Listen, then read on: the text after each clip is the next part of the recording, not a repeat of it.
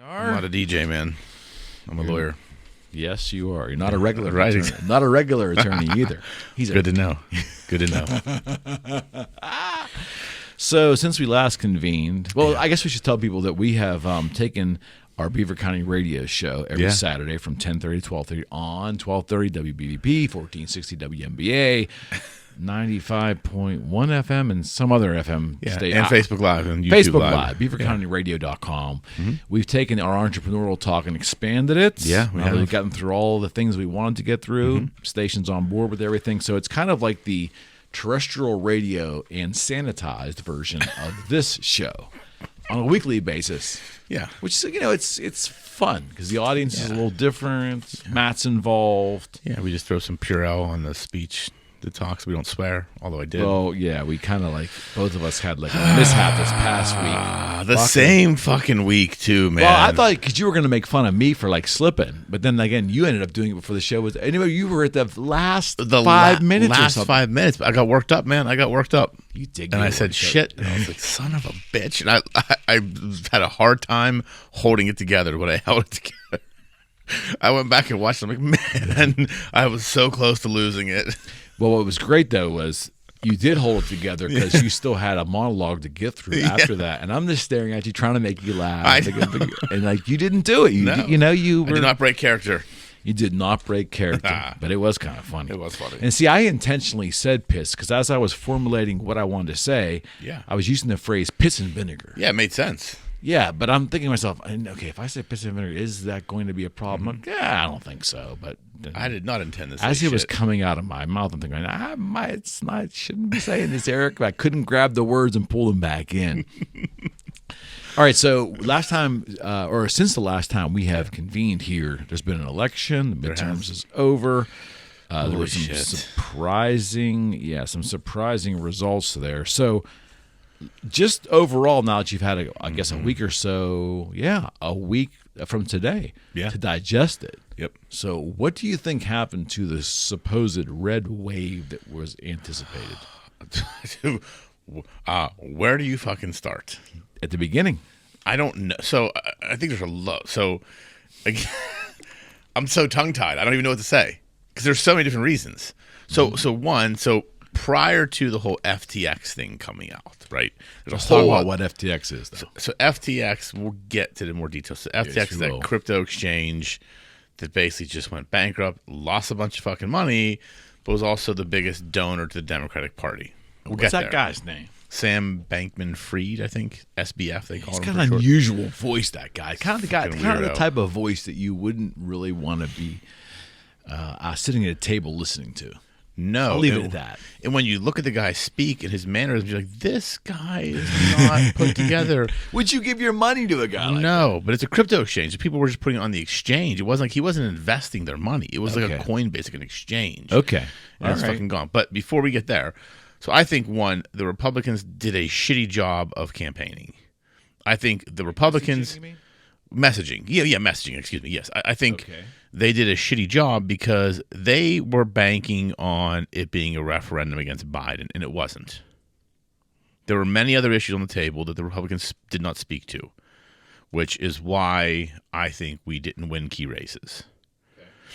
I think, again, the Democrats do a really good job of a ground game in mail-ahead ballots and getting people to vote early. Republicans assume everyone's going to show up on Election Day. And that's not always what happens. So I think they got to get better at either the get out early votes, messaging. I think the candidates they had, You think? Yeah, I mean, look, in our state, Pennsylvania, right, was Oz. Neither candidate were good. Now, what happened there in Pennsylvania? What is a Fetterman? Because I still don't know what a Fetterman is. Well, I don't know. Yeah, I don't know. I don't know. I don't know what he stands for. I don't know any his policies.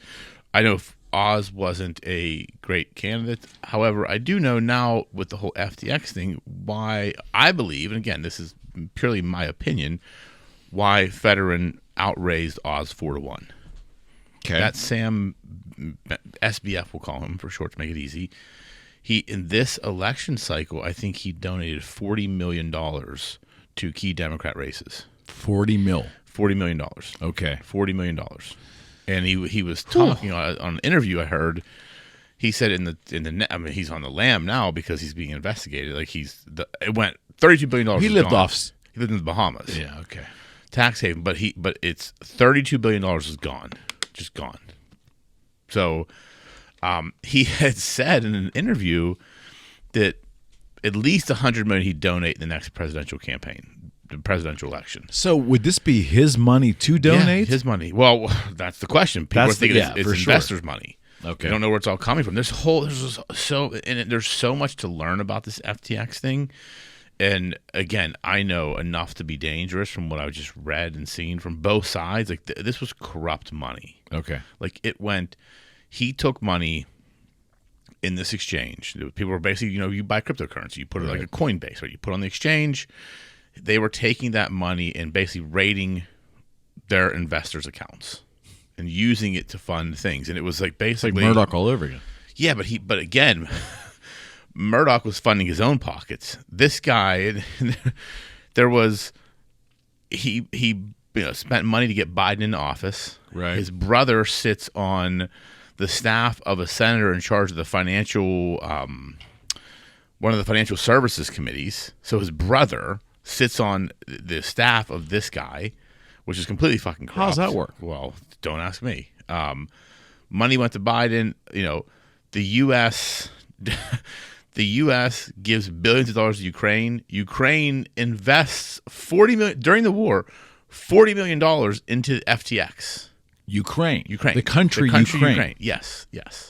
Invested. There's an article on Coinbase that they invested, I think it was $40 million. So it's like this money is just like, hey, you got Biden elected. Biden gives money to Ukraine. Ukraine gives money back to Sam Bankman-Fried's FTX, and the money just keeps getting funded to the Democratic Party. Like I think the lid's gonna blow off of this. Like we're in the early stages of this investigation. I think, and again, this is not politics. This is just purely looking at it objectively. This is the biggest financial fraud case we'll see in our lifetime. Wait, bigger than Murdoch? Yeah, I think Murdoch. so. Excuse me, Murdoch, bigger than Madoff. Madoff. I'm sorry, I shouldn't have been indicting Rupert Murdoch. I meant to say Madoff, Bernie Madoff. Yeah, because the money has just disappeared, and the executives, like his girlfriend ran the research company that did something, and there was money that he was funneling to the research company that she was on an interview talking about how, as one of the executives, they don't use risk parameters, they don't use stop losses, they use basic math. It's like, these are the people that are fucking doing, this ratings agency and have all this money and are dealing with all these investors' accounts, and they're saying there's no risk parameters. They're not. Like, what the fuck? Did no one wake up and say, wait a minute? And there was 10 people who lived in an apartment or condo or penthouse in the Bahamas. That's what they ran the company out of. And this was a company that Tom Brady, all these celebrities were endorsing.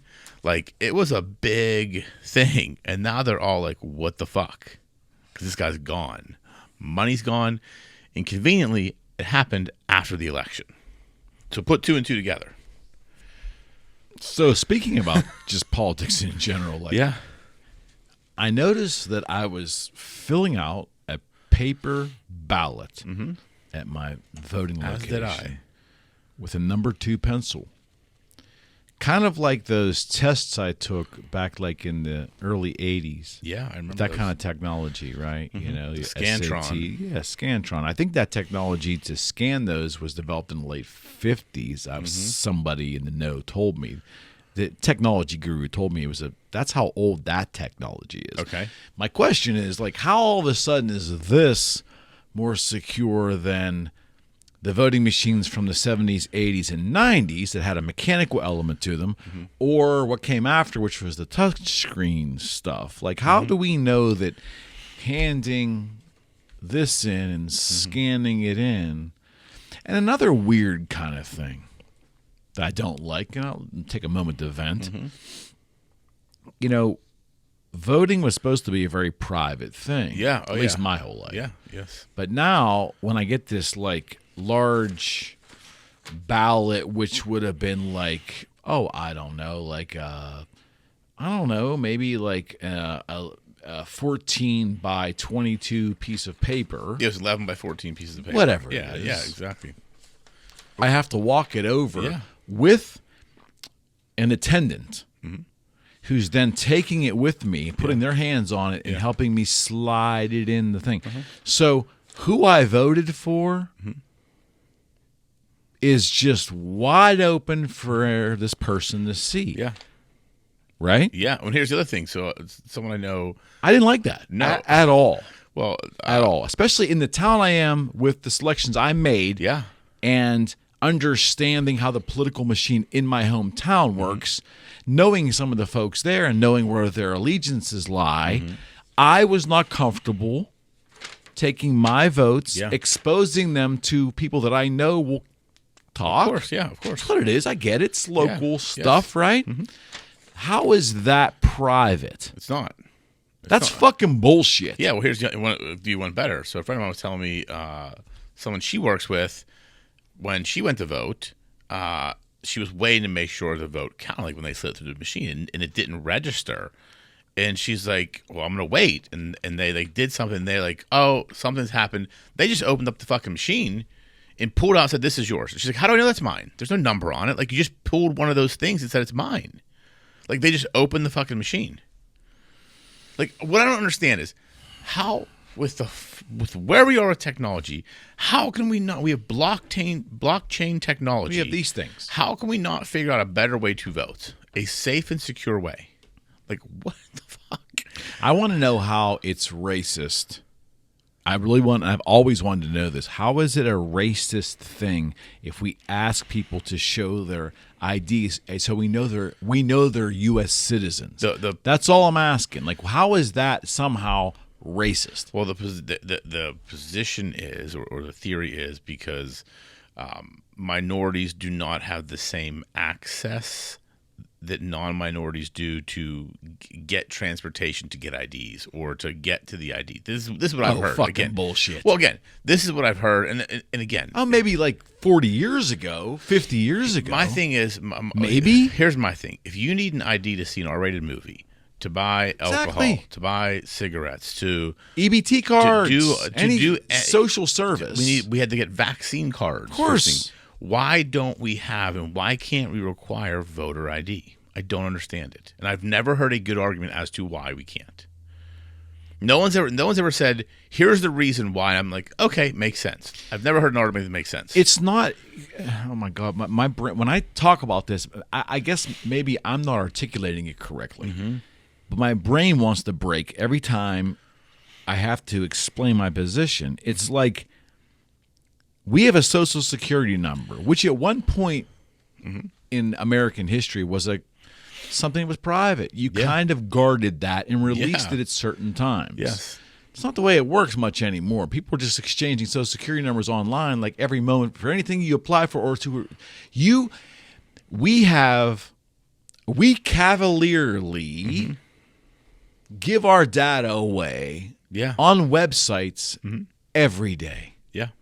But somehow when it comes to voting, which is a fundamental function of our existence as a country, vital. Yeah. You know, we don't require people to prove that they are qualified by their citizenship only to vote. Yeah. That's fucking mind-numbingly stupid to me in every regard.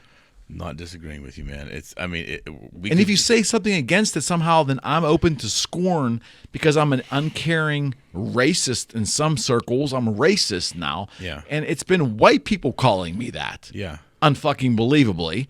Yeah. I want to know how that in 2023, every citizen doesn't have some form of ID that would be acceptable to unify that the voting block is real. Why can't we just use Social Security numbers?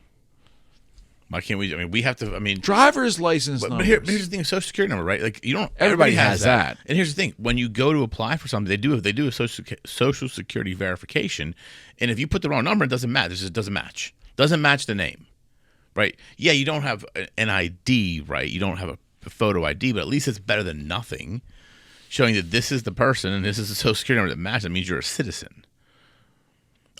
The system's broken. Like that. The problem I have is, okay, you have Florida, bigger state than Arizona, that went through a fucking hurricane and had their votes counted the next day.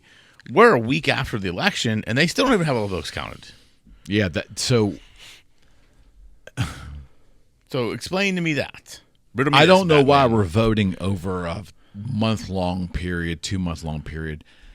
I don't know why we're voting on multiple days. I don't know why it takes weeks to come up with a result. Mm-hmm. I don't know why our traditional election system, right, has been bastardized.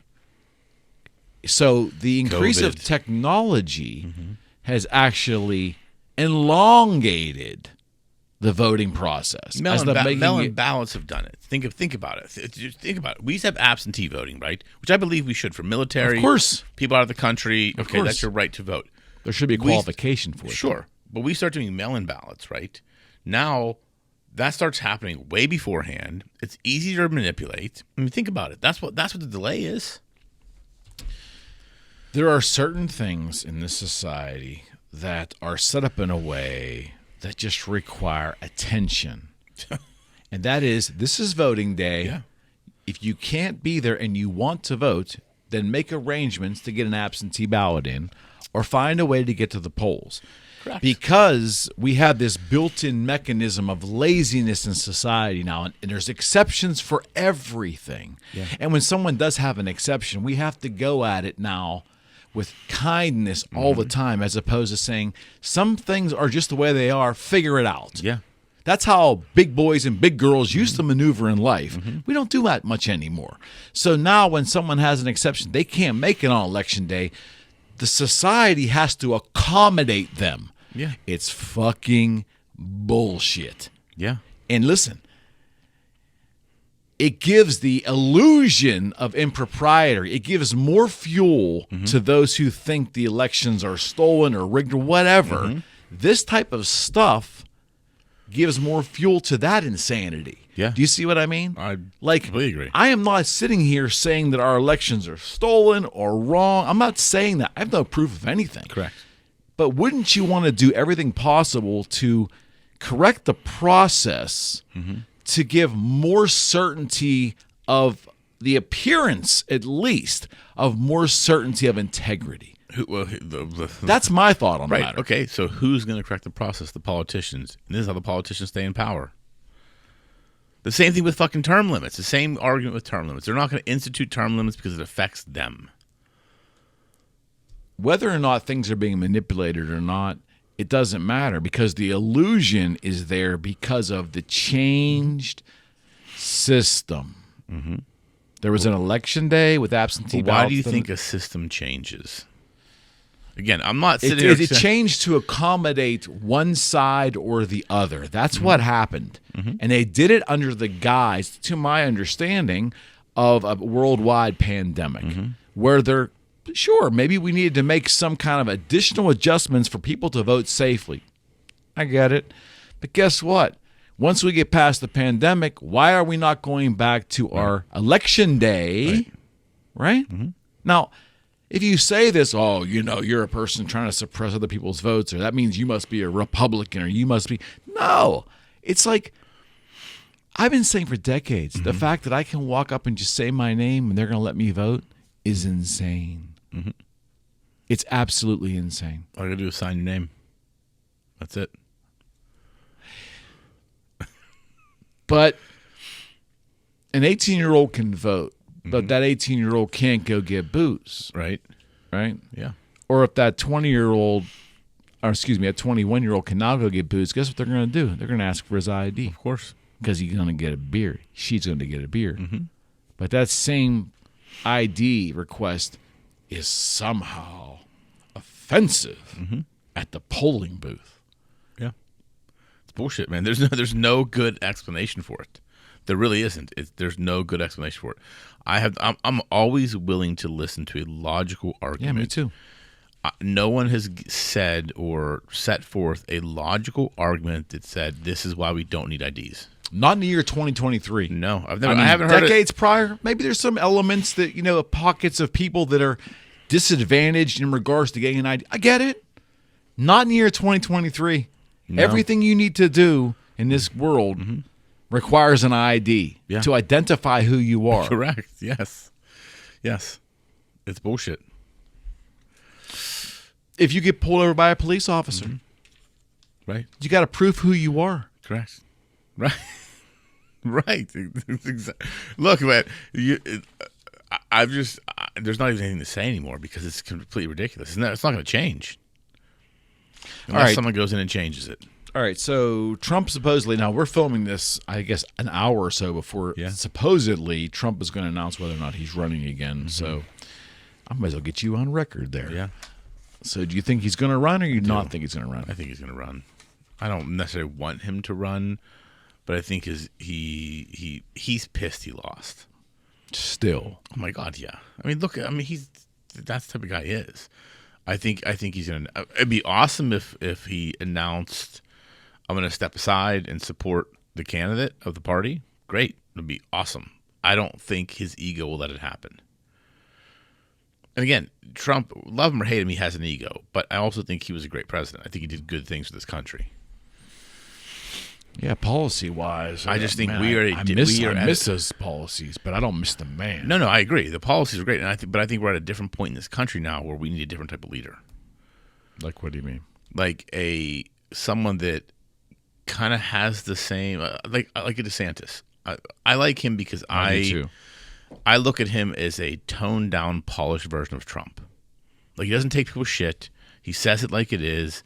He's going to do his best for the country, and what people need to understand, and this is where I get very frustrated when it comes to political discussions, what is best for the country does not mean it's best for every single person in the country. Exactly right. But everybody thinks that it has to be good. The president has to be good for everybody. Of course. That's not how it works, unfortunately. Course, I wish that was the case, but it's not. Like, if you give money to something, you take money from something else. It's just how it works, right? So I think DeSantis will do what is best for the country. And I think he understands politics, understands how to navigate it, but he's not a pushover, and he's not just going to play to the establishment. That's what I believe. I think he'd be a great candidate. I think there's a lot of good candidates out there, but I do think he's going to announce. If we ever needed change, we needed it this time. Yeah, we do. We need complete change. And the president was not up for re-election this time, but if we ever needed a change in direction. Now, I will tell you that it looks like, at the time of this filming, the Republicans are one seat away from getting the House. Yeah, and it looks like it's all certainty it's going to happen. So I'm thrilled because all I ever want is the federal government to stay the fuck out of my life. Correct, yes. And now there's a better chance that it's happening when we have that beautiful word, gridlock. Yeah. Yep. When government moves slow, we actually are better off. Yeah. So it doesn't break my heart that the Republicans lost the Senate. I mean, it depends on if your leanings are hard right or hard left. I mean, you may have more of a vested interest in it. I just don't. But I do love the fact that now we've got a different change in party on at least one of the houses of government. Yeah. So now we've got this. Now we have the essence of gridlock, anyways. And I think that in light of the wackiness that's coming out of Washington, especially at the White House on Pennsylvania Avenue right now, I at least there's some buffer between Biden's wackiness. Yeah, I agree. So, I mean, I don't view things from election night actually that bad, to be honest with you. No, we just need politicians to fucking cut the shit and get shit done. Work together. Ain't gonna happen though. But I'm saying that's what we need we just need a clean sweep. We need people with new ideas. Well, gridlock, I think, requires compromise. Sure. It's like the one thing about politics in general, which I think can kind of like almost initiate compromise. Yeah. Because compromise isn't going to happen when one party controls everything. No, they're going to do what the fuck they want. Exactly right. And I don't, because I lean right, I'm center lean right, I don't want the Republicans to own the entire thing. I just don't, because I know ultimately what's going to happen. And that is that'll be short-lived, and then there'll be a wholesale change on the other side. But this gridlock thing, this push and pull, this tug, and the reason why I think it's so necessary now, Rocco, is the politicians of today, even going back 25-ish years and back, the level of decorum and the level of which those politicians maneuvered, as opposed to the way it maneuvers now. Back then, they understood the game and they understood the way it had to work, even if there was polarizing different sides. Sure. They ultimately had to figure it out. These two will burn each other down. And that may be symptomatic of society in general.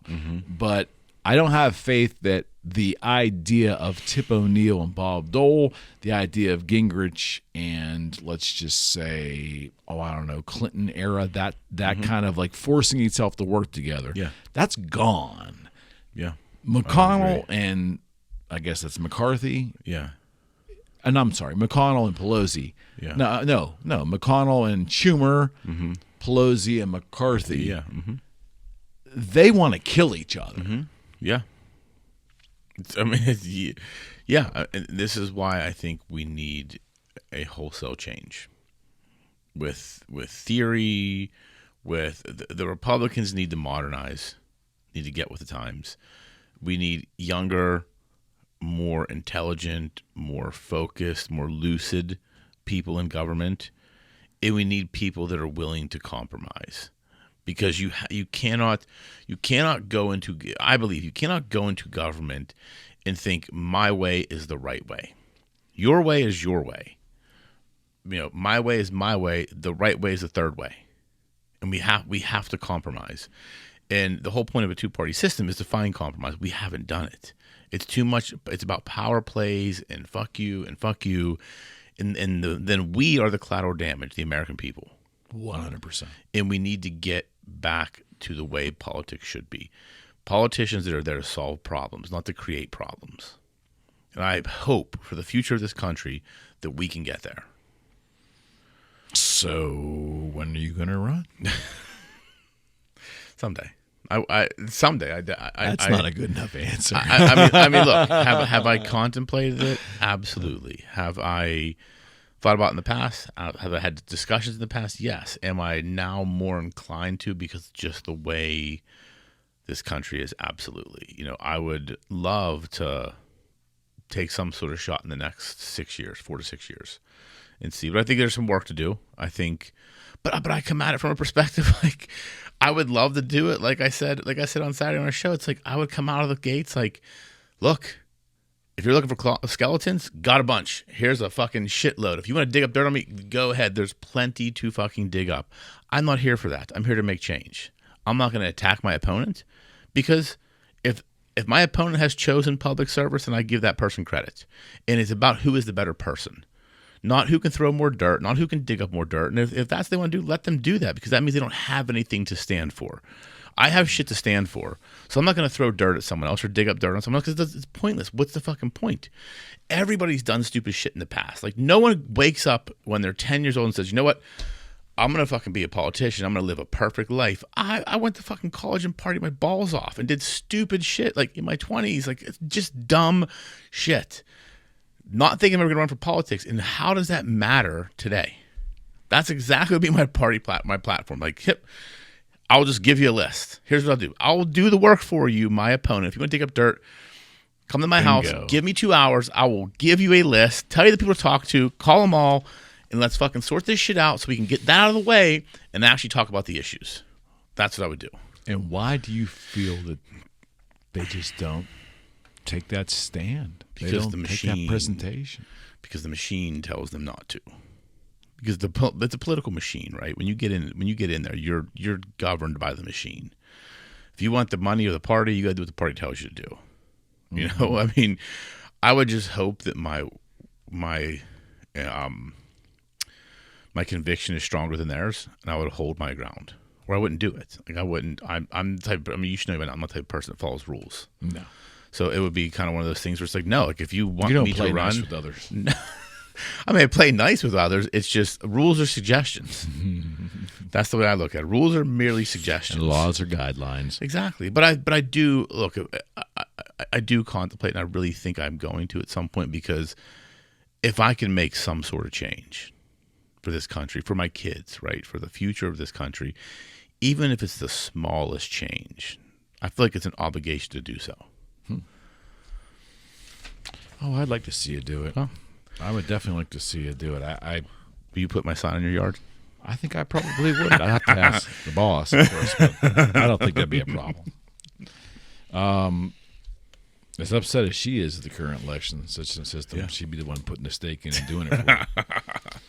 Other things going on in the news here at the time of this filming, Russia supposedly bombed Poland. I mean, that it may be technically true to say that, but I think they kind of like lofted a bomb and hit a field and maybe killed a couple people, which is tragic. Yeah. I don't think they went and bombed Warsaw or anything like that, but it looks like NATO might be getting dragged into this thing.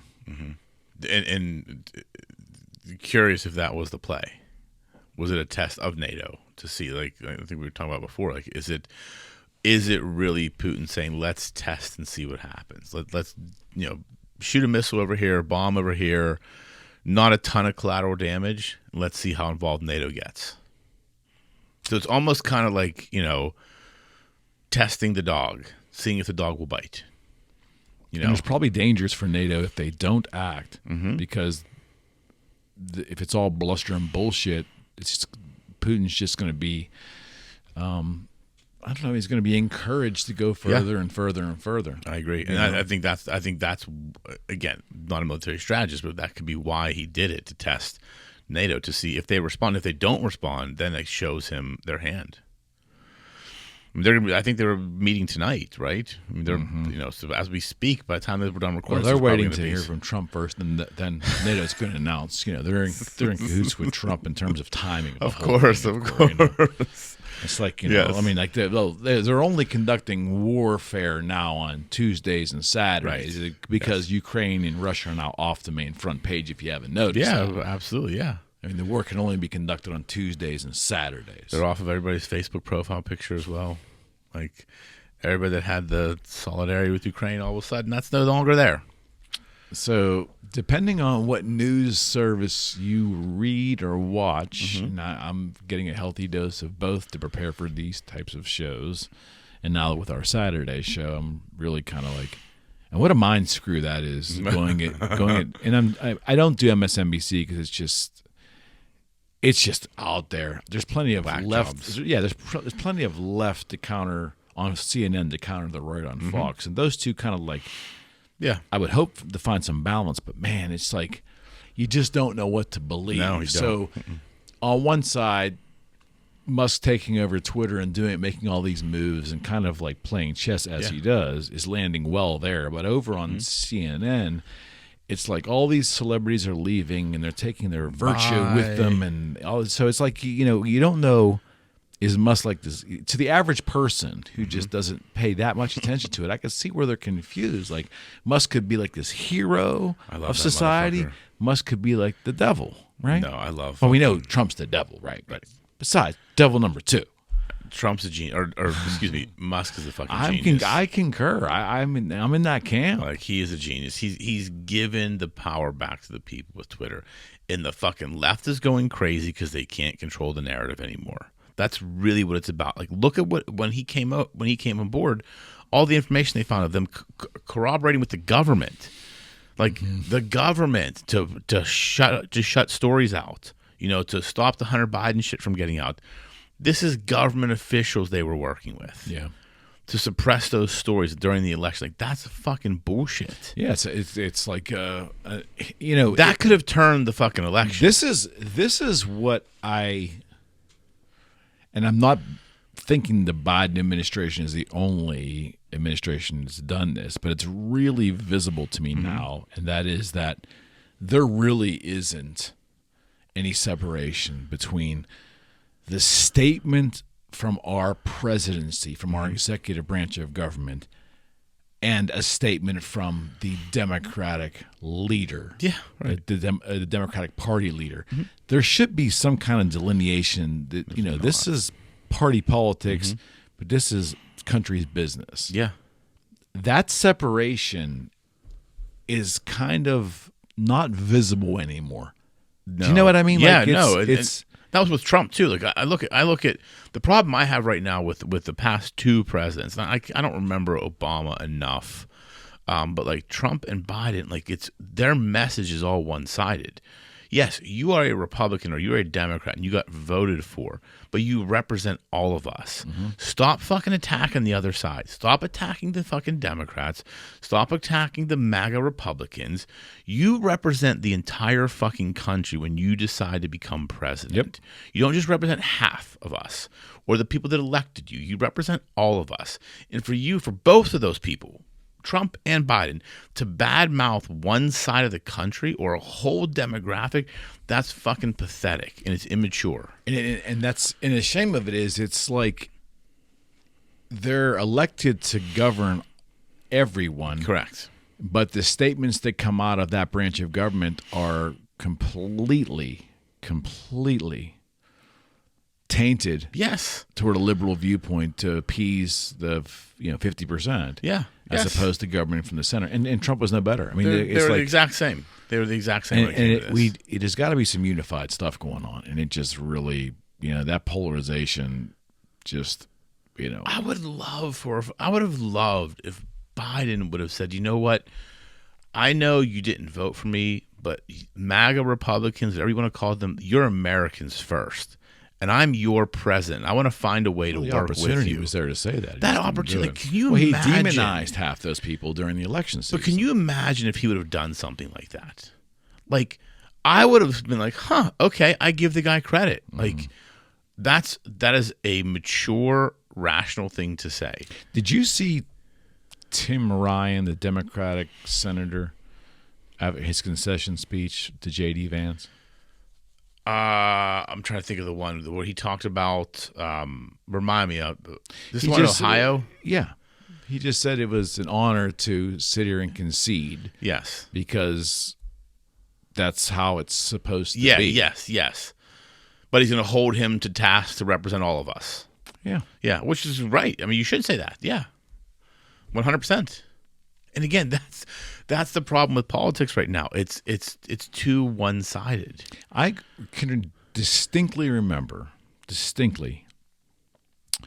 where I think it was the last presidential election where there was decorum and eloquence. Oh, big word for me, right? Yeah. In regards to the way the two candidates, for the most part, handled each other, and they handled the ending of the election. Okay. When Bill Clinton beat George Herbert Walker Bush the first. Okay. Well, the first. Herbert Walker, that was his name. Bush won in 92. Yeah, 92. Yeah. Clinton was gracious as a winner to George W. and George the first.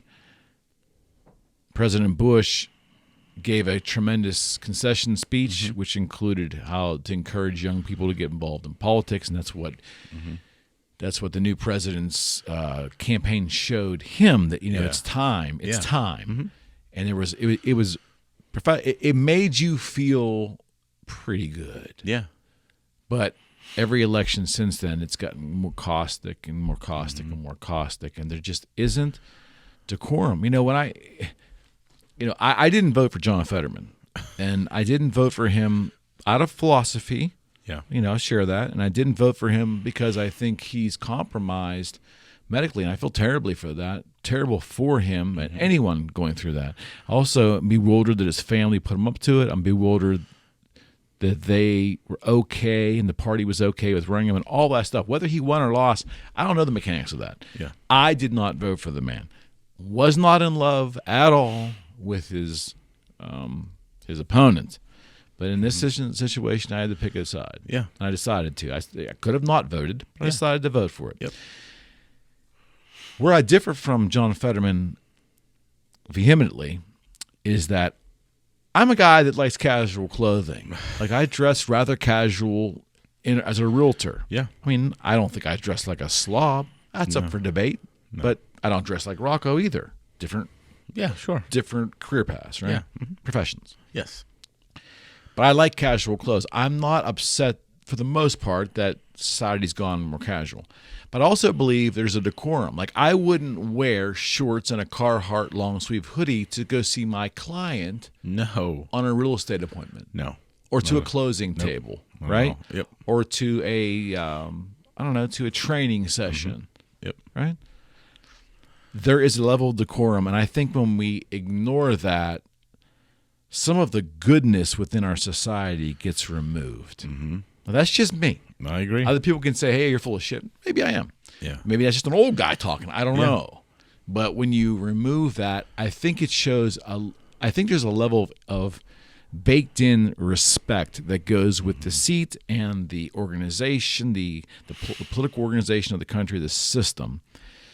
And I just think it's disrespectful to dress like a slob and be an elected official and dress that way while conducting the duties of that particular seat, whether it's the dog catcher locally or it's the president of the United States. Agreed. Time and place for everything, but he does not represent what I deem a senator. No, he's not stately. He's not stately at all. I'm sorry. It's not superficial to me. There is something baked into our system. Yes. Like you made a comment to me before about if you walked into a courtroom dressed like a slob, the judge is going to kick me out. They're going to kick me out. There's a certain decorum in a courtroom. If I didn't have a tie on, the judge would make a fucking comment. And why is it like that? Because the decorum of the profession. Think about in the olden days. The court. It's an honor of the court itself. Yeah, I mean, look at how the UK is. The UK, they still have to wear wigs and shit. There's still old school rules there. I mean, yeah, there's a decorum to it, and it's your job as a professional to know the decorum. Like, it's one thing if you're trying to be that guy that bucks the trend, but you're a fucking senator. Like, now I will say today, the picture, he didn't have on a suit. He was cropped out of the picture partially because his wife took the picture in his new office that basically is her office now. And she got so much shit for it online. It was fucking hilarious. She's a whole other other. I'm gonna not. Yeah, I'm not gonna comment further on her persona. I'll leave it. Yeah. Just leave it at that. But Let it expose itself on television. You can go dive into that. Well, I did. Yeah, I'm not even gonna go to what the way. Yeah, it is what it is. Yeah, it is. My opinion. Yes, exactly. But yeah, I mean, I think there's a decorum, and I think, and look, I mean, maybe he'll get it, maybe he'll understand, maybe he'll change. I don't know. He didn't change as lieutenant governor. What did he do with lieutenant governor? How does that whole thing? Did he wear suits in the state house? I don't fucking know. I mean, every time I saw him, no one pays attention to lieutenant governor, right? I'm pretty sure his fucking profile photo on the lieutenant governor's website was him in a Carhartt shirt. If I remember correctly. I could be completely wrong, so no one fact checking, but I swear I remember it. Look at times he's with the governor. He wasn't in a suit. He was in a fucking Carhartt outfit. And I'm supposed to believe that the bulk of the voting public in this state thought that was okay. Here's the thing. Whole full circle. SBF, Sam Bankman-Fried, donated, I think, quite a bit of money to that campaign. He outraised Oz 4-1. Oz is a fucking celebrity. Like, think about that. Who Oprah? I mean, she's a piece of shit. She fucked him over. Like she was basically his. She was too busy hugging Harvey Weinstein. Once I saw that photo from 2018, when I saw that photo, I have no use for that woman. No, I never did. But think about it. I mean, there was a lot of money put into these midterms. Soros put in over $100 million. Or 140 million, I think I saw, and this SBF was like over 40 million in midterm elections. That's a lot of fucking money. It doesn't really reflect what the people want, you know. No, it doesn't. Oh, well, the people are the one who voted. We count the votes. Yeah, okay, but the manipulation is so high. Is strong. It's so high on all fronts, all parties, both sides. The system does not lead you to have a lot of confidence in the integrity. I'm just gonna move to the woods. Fuck it. Build a treehouse. Tree houses are cool. All right, buddy. And just a reminder to friends here, our Pittsburgh friends, anywhere really, because the show does stream live. Rocco and I are on radio. They actually let us, at least so far they let us on radio. We'll see how it goes this week. We did swear last week. Yeah, but we have the radio companion piece to this particular podcast series of How We See It. It's on Beaver County Radio, 1230, WBVP, 1460 WMBA, locally 95.7, 95.1. I should know these call numbers, but you say them every week. I know. But it's streaming live on our Facebook page and on YouTube. And you'll That's see. to watch it on Facebook. Then you can see all the shit that happens during the breaks, but you can't hear. You can just see. We should probably film those too. We But say that. this is the unvarnished version of the show. But we're going to try to finagle Matt, our adopted co-host, Matt on some of these companion shows too with us. That'd be fun. And we're going to add a fourth. We haven't decided yet how we're going to do that, but we just keep putting out content, man. We're having a good time. But to everyone who has watched this series, we just keep rolling along because obviously. Yeah. There's plenty to talk about. I mean, we had a list of stuff. We didn't even get to all of it because there's just so much election. The question's going to be in another, another 20 minutes. What will Donald Trump do? Oh, God. Well, we'll find out soon enough, man. All right, buddy. I appreciate it as always. Anytime, brother. All right, friends. We are out.